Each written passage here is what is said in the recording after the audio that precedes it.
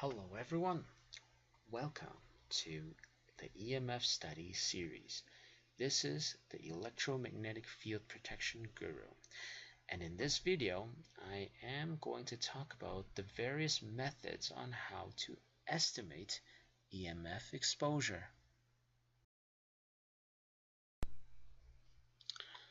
So the first one is a very rough estimation of EMF exposure, but it is fundamental in developing some of those early studies in EMF, especially with the large epidemiology EMF studies, and this is the use of wire codes.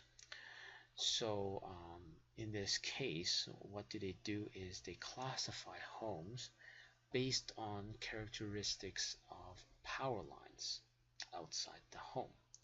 So they would classify the voltage level of the power lines and distances, and they'll give that home a particular category. And then afterwards, they will then look at the cases of whatever health issues that they see from that home, and then they will put it as a study in the end. Now, is it accurate? I would say no. So why is that?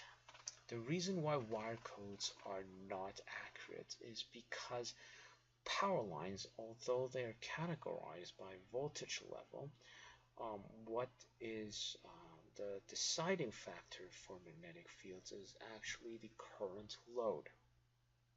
So if you're looking at a power line in which it is rarely used, or in which it has low loading in a majority of the time, regardless of how high voltage it is, it actually carries very little EMF.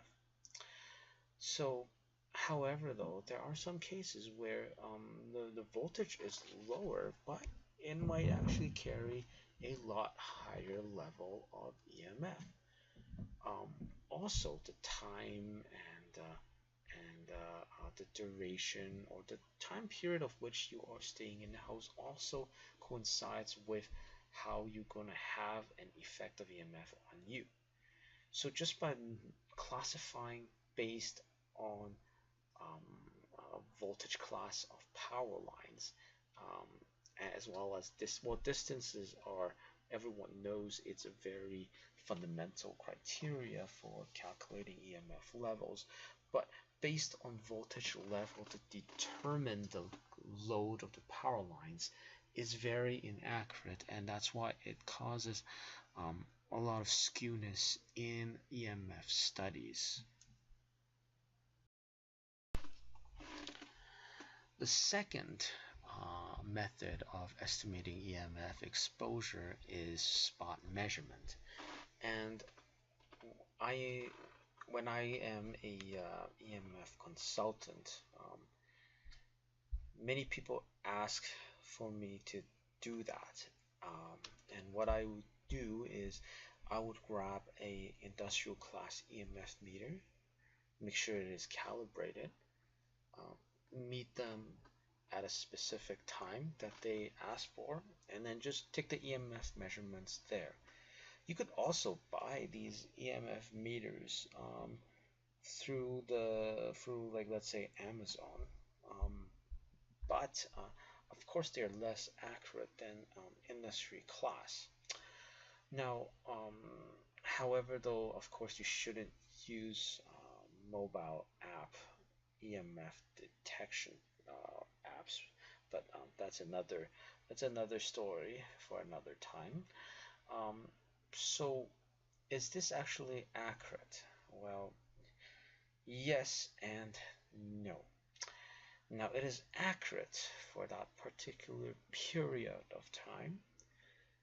Now, it's not accurate for what you will experience when you're there at another period of time, because EMF is highly dependent on the current load of the equipment at your vicinity, such as your appliances and power lines.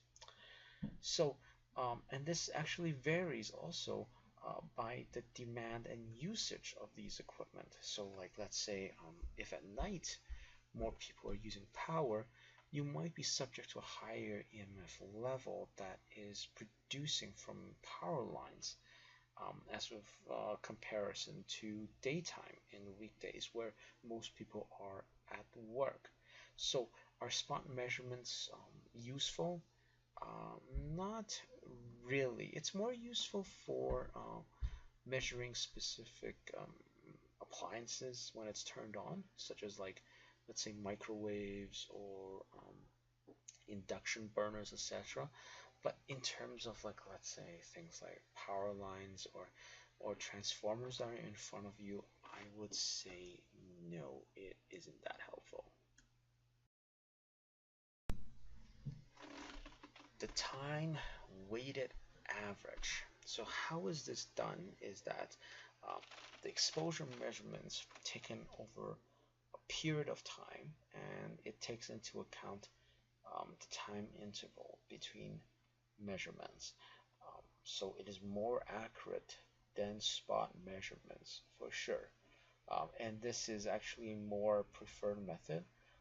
Although it's probably good if you're the researcher yourself, or you have a meter um, with you.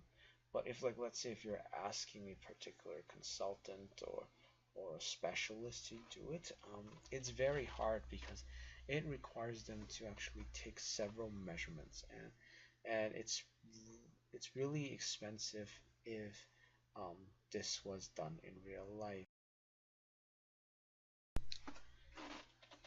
Personal monitors. There are quite a few that you could buy in Amazon or on eBay. And these devices are usually worn on the body, maybe 24/7, maybe just during your work period, whatever time period that you want to focus on measuring.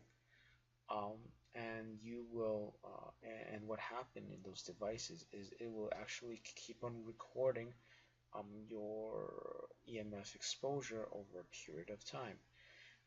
This is actually good for time weighted measurements, as I previously said. And it's actually effective for individual case studies for particular persons such as you. So if you have a concern about EMF exposure in your daily routine, for instance, then I recommend you grab yourself a personal monitor and wear it from the morning to night, and see what are your EMF exposures at what time. And this is very useful to change your lifestyle if you want to reduce your EMF exposure levels. Now, the last one is calculating historical fields. Now, this is what I do as well. I don't just do spot measurements, but I also use um, theoretical calculation. But what this is this actually needs the support of the power companies.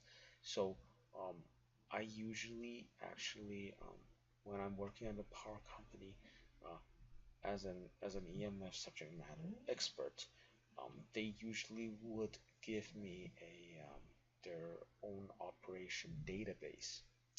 And what this is their database would consist of the average load, the peak loads, and all of that in for their city or state that they are their company is for. And what I would do is, based on the constructions of their poles and towers, the separation distance between phases and all of that, um, I would then do specific calculations for their system, um, as to putting a graph, like what kind of magnetic field is subjected to a worker or or the public based on the distances that they are in. So this is a very um, actually it's relatively accurate for EMF, because even spot measurements are basically using these theoretical calculations, but it's only for that particular period of time. However, though, this is actually based on specific values that are within a database for, like, let's say 5 years or 10 years, that are recorded using sophisticated remote terminal units and sensory equipment from the power utility companies themselves. So this is a very accurate information to have as to what is your particular EMF exposure from, let's say, power lines, substations, um, generation, and all of that. However, though, you probably wouldn't find this data for, let's say, your TVs, clocks, fax machine, etc., because this actually requires a lot of very expensive equipment to measure and record. Thank you for watching this video. I hope that the information that I provide you is going to be helpful for your research and analysis on the EMF levels around you. Please join us by joining us as a member, as part of the EMF Electromagnetic Protection Guru Group, by clicking and filling out our registration form in the description on my video below. And what would you get from this membership is you would get the latest news on EMF research. You were also going to get the latest free tools to analyze the EMF levels around you. You will also get reviews on what is effective and what is not effective with regards to EMF detection and protection. Now, if you join now, you will receive some of my experiences in EMF consultation, and that is the typical EMF levels that you will see for your home appliances. So what you have in this sheet right here is going to be very useful information, as these are some of the measurement ranges that I obtain from different households using a industrial level EMF detection equipment. And these values are what I've got through my years of experience as an EMF consultant. So this information is very useful when you are doing the readings yourself, or when you are asking someone to do readings for you, because now you would have reference values to base it off, as to see whether or not your appliances and home equipment resides in the low value or high value of the EMF range. So be sure to join us, be part of our membership. It's free. Subscribe to our channel for our latest videos.